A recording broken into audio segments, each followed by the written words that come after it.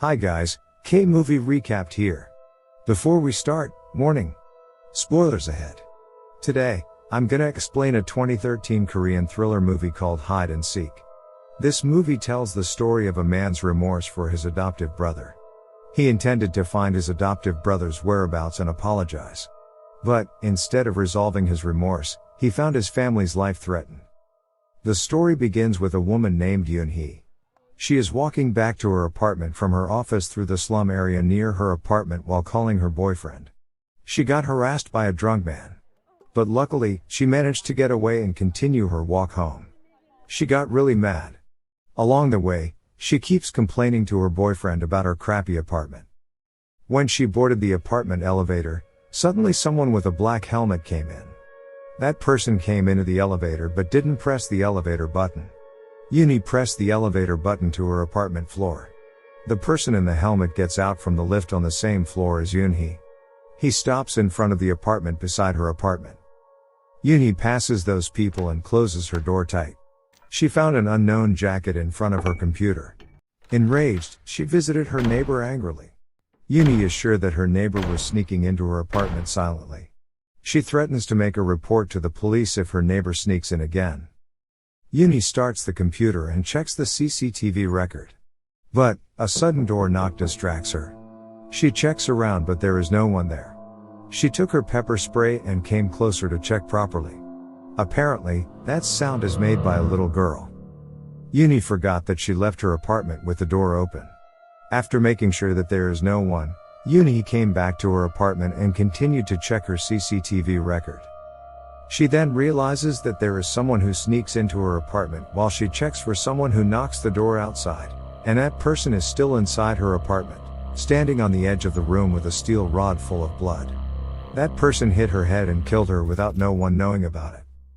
Apparently, in the place where Yoon-hee lives, there is a rumor about a squatter who hides inside someone's apartment and stays there silently.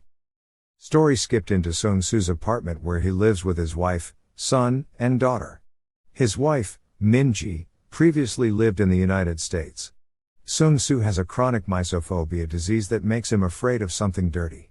When he checks his cafe, his employee reports to him that a madman is sitting on the sidewalk in front of his cafe. At dinner time, Sung-soo tries to get used to a messy table. Her wife tries to help him but he refuses and says that he is alright.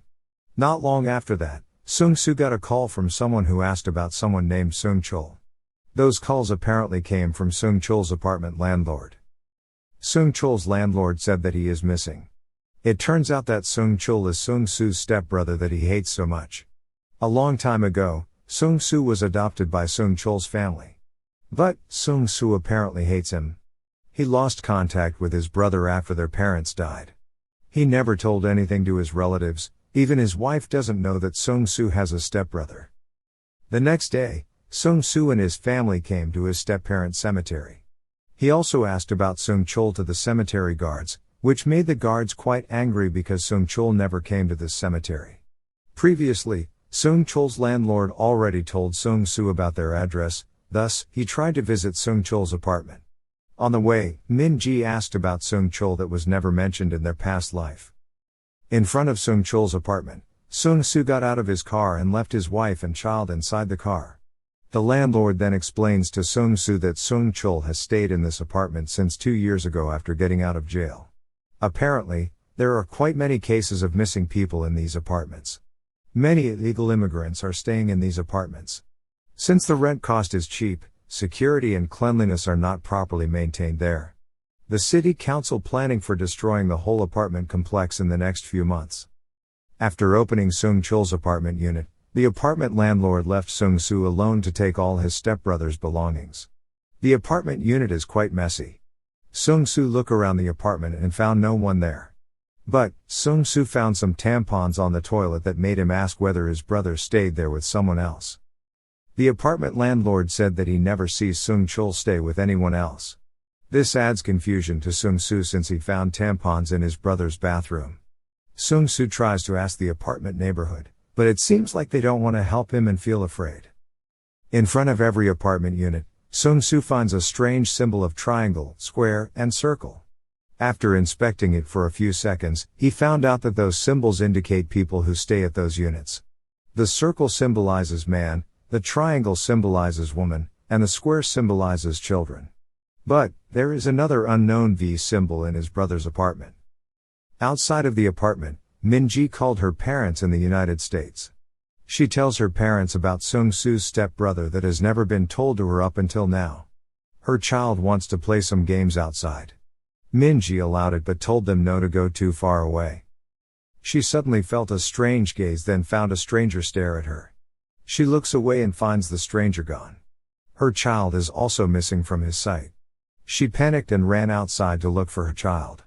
She asked a little girl what she found there, but the little girl seemed afraid of her instead. Not long after, the mother of that little girl came and told Min-ji to go away. She came back to her car and found her child inside the car with the stranger. A woman with her child came with a taser and tried to help her. The stranger got out of the car and ran away. Sung-soo came back from his stepbrother's apartment. He thanks the woman who helped them. This woman called Jo-hee is a mother of a daughter. Sung-soo's family got invited into her apartment. It is quite large. Jo-hee has just moved into this apartment unit. While preparing some beverages, she also told them that her husband is Australian and they plan to go to Australia someday. She then asks Sung-soo about the reason he came into this rundown apartment complex. Sung-soo tells her about his stepbrother. He tells Jo-hee about his brother's apartment unit, which makes Jo-hee shocked, and asks them to get out of her house. Jo-hee asks him to tell Sung-chul to stop peeking at her daughter. His wife once again asked him about Sung-chul and what did his brother do up until now. But Sung-soo, who doesn't seem to know the answer, told her to go home with their child first, while he would investigate his brother more. On their way home, Min-ji feels like they got followed by someone. On the other side, Sung-soo slept in his stepbrother's apartment, but when he washed his hands, he heard some weird noise. He was sure that it was Sung-chul, but he found no one while checking there. He then found that his apartment key and phone were missing from his coat. Sung-soo then heard another sound and when he checked he found a secret passage beside Sung-chul's apartment. He goes through the secret passage and gets out to another apartment unit. That unit is owned by Yoon-hee, the girl that got killed early in the movie. There Sung-soo found the same apparel type as the one in Sung-chul's apartment. At the same time, Min-ji came back to her apartment. When she walked to the elevator, she met a stranger with a full-face helmet and a black jacket following her into the apartment. Those people also have a key to enter the elevator section. Min-ji was afraid, but stayed positive and came into the elevator. At first, the man with the helmet was not pressing the floor button. In front of their apartment, Min-ji is reluctant to press their password. Her child thought that her mother forgot about her password and said it out loud. To prevent the bad thing, she changed her apartment password. Not long after, Min-ji got info that she got a delivery at the security center. She goes to the apartment security center. Min-ji got a call from Sung-soo, which panically tell Min-ji to stay at their apartment until he got home. He then ended the call. Min-ji then just realized that the package he got from the security office is empty. Their child then calls her and said that the yogurt seller is in front of their apartment. The child wanted to open the door but was prevented by Min-ji. Min-ji now running into their apartment as fast as possible to protect their child. The person in front of their apartment also tried to press the password, which is incorrect because Min-ji changed it a few moments ago. Min-ji cannot use the elevator because the elevator is jammed. Min-ji ran up the stairs to their unit. The door knocking sound is not heard anymore. Her child came near the door, but when he tried to peek out, the person's hand grabbed his foot and tried to pull it out. The person went away when Min-ji came. Min-ji opened the door and found her child to be okay. Suddenly someone tried to attack her from behind using an umbrella. She defended herself and yelled. Those people got away when her neighbor came out and looked for what happened. When Sung-soo came back to the apartment, he found a lot of police around. His wife was previously attacked. From the CCTV record, they find that person may be Sung-chul, Sung-soo's stepbrother that previously got jailed because of sexual assault. The next day, Sung-soo came back to Sung-chul's apartment with a golf bat. He doesn't want to get harassed anymore. Since he found no result, he came back to his car and tried to find out from things that were left by his brother at the apartment. At that time, he saw a man in a full-face helmet pass by his car. With a golf bat, he tried to follow that person. Apparently, that person seems to realize that he is being followed and runs away. Sung-soo chased that man to the apartment complex. When he tried to take a rest, a strange man came and hit Sung-soo hard. He runs and they fight on the rooftop. Sung-soo that initially loses can turn the tide and make the man who attacks him hurt more. That man then explained who he was. It turns out that the man is Yoon-hee's boyfriend. He said that Yoon-hee lost contact with him a few weeks ago. He thinks that Yoon-hee has an affair and left him. Not long after, he realizes that a man using a helmet is peeking from the window. He chases him and goes through the secret passage. Now Yoon-hee's boyfriend realizes that they are inside Yoon-hee's apartment unit. Sung-soo then checked around and found someone hiding inside the closet, which is Yoon-hee's dead body. In the middle of his shock, the person with the helmet came to Yoon-hee's boyfriend and stabbed him from behind. That person also tries to stab Sung-soo, but he is able to take the knife and fight with that person. Sung-soo almost opens that person's helmet, but the knife is taken back and that person stabs him. Almost got killed, Sung-soo tried to fight back. Then, he ran away and asked for help from the little children that he met a few days ago. After making sure that the door is locked, Sung-soo checks if there is a secret passage there. Luckily, there are no secret passages there. Jo-hee's daughter brings first aid and he cleans up his wound.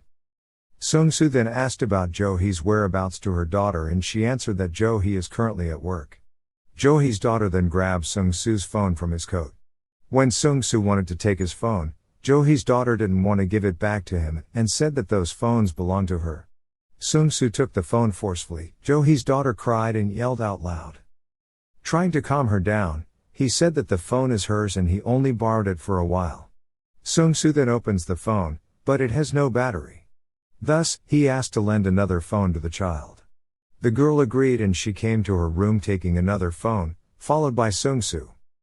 Her room was quite large with a lot of toys and items that looked familiar to Sung-soo. Not only that, there are a lot of cell phones there. The girl said that those are all her phone and lent one of them to Sung-soo. After opening the phone, he realizes that those are his old missing phone. Sung-soo then asks about how she can get this phone. Apparently she got that from her mom. She also shows him their new apartment that apparently is his apartment. Shocked, he tripped and fell away. Then he looked into the closet and found something strange. He checked it and found Sung-chul's body inside the closet. Jo-hee came from behind and hit Sung-chul using a steel rod and took away all the items he had left in his pocket. Apparently, Jo-hee always kills people that own an apartment and live in their apartment. But, if the death of the apartment owner was found out, then they will move into another house. Jo-hee asks her daughter to prepare for moving into their new house. On the other side, Min-ji and her child are preparing themselves to go back to the United States. Min-ji called Sung-soo but she got no answer. They prepared to go back to the United States and left their house, while Jo-hee and her daughter prepared to move into Sung-soo's house. They walked directly into Sung-soo's apartment since they have the key. Before Min-ji starts the car, she finds out that her daughter is sick. Min-ji forgot their medicine, thus she asked her son to lock the door and don't go anywhere. At the same time, Sung-soo is actually still alive. He stood up and went away as fast as possible. Min-ji came into their house, took some medicine for her daughter, and at that time, Min-ji got a call from Sung-soo. Sung-soo tells Min-ji that Jo-hee is the culprit behind all this tragedy. Sung-soo then asks Min-ji to call the police and stay with her kid. But Min-ji instead called Sung-soo's phone, and she found out that the phone was ringing nearby her. In the kitchen, she found an item that previously did not exist there. Jo-hee then hit Min-ji using a steel rod from behind. Jo-hee came to the car and asked them to get out of the car. She said that their mother is out for a while to do some errands. The child is hesitant to go out because the son found that Jo-hee uses their mother's coat. Jo-hee became angry and forced the child to get out of her car. Then she realized that she had the car key inside the coat. She opened the car with that key. The child ran away using the door from the other side. Sung-soo is now at the apartment and cannot come in because he doesn't have the key anymore. He tries to get in from the basement and hears their child yelling around. He tries to chase Jo-hee, but his hurt leg prevents him. The kids run into the elevator. Almost got caught. The kid safely returns to their house, but Joey tries to open the apartment door forcefully. The kid became more hysterical when they found their mother bathing in blood. Luckily, it is Sung-soo who came and opened the door. Joey came from behind and tried to hit him using a steel rod. They fight in the hallway. Sung-soo turned the tide and now Joey tried to run away. Sung-soo tries to wake her wife up. He then takes the steel rod and looks for Joey around his house. He looks for her under the bed, but unfortunately, she is on another bed. She takes the steel rod and hits Sung-soo with it. The kid tries to stop her. She chases them. Almost caught the kid, Min-ji awoke and hit Joey from behind. Unfortunately, Joey was still awake and hit Min-ji back using the steel rod. Joey then got angry because now he has a messed up house.